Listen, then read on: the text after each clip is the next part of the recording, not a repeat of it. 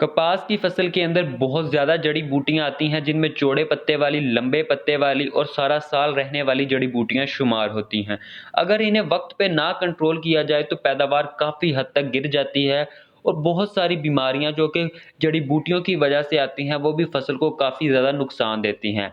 अगर आप लोग कपास की पछेती वैराइटियों को लगा रहे हों, यानी कि लेट काश्त कर रहे हैं, तो उसके लिए आपको प्री इमर्जेंट स्प्रे ज़रूर करने चाहिए ताकि आपकी फसल के ऊपर 3 से 4 हफ्ते के लिए जड़ी-बूटियों का कंट्रोल रहे।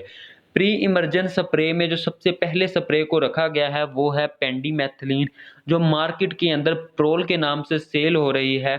इसका 1 से 1.5 लीटर को आपने 150 लीटर पानी के अंदर मिला के इस्तेमाल करना है और आप इन सारी जड़ी-बूटियों को कंट्रोल कर सकते हैं।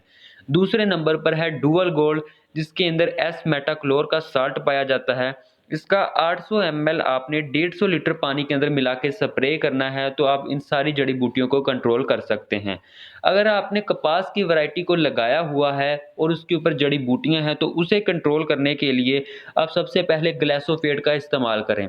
ग्लाइफोसेट जो कि सिजेंटा कंपनी का प्रोडक्ट है, इसका 700 से 1000 एमएल डोज़ को आप 150 लीटर पानी के अंदर मिला के स्प्रे करेंगे, तो आप जड़ी-बूटियों को कंट्रोल कर सकते हैं। दूसरे नंबर पर है लिबर्टी स्प्रे।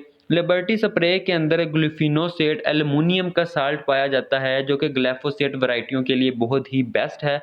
इसका भी आप 50 से 60 लीटर डोज़ को 150 लीटर पानी के अंदर मिला के अगर आप स्प्रे करते हैं, तो कपास की तमाम जड़ी-बूटियों को आप कंट्रोल कर सकते हैं। उसके अलावा पेरिथोस्पोस सोडियम, ये जो स्प्रे है, ये काफ़ी ज़्यादा इफ़ेक्टिव स्प्रे है। इसको अगर आप ग्लाइफोसेट के साथ मिला के स्प्रे करते हैं, तो आप बहुत सारे कीड़ों को भी कंट्रोल कर सकते हैं।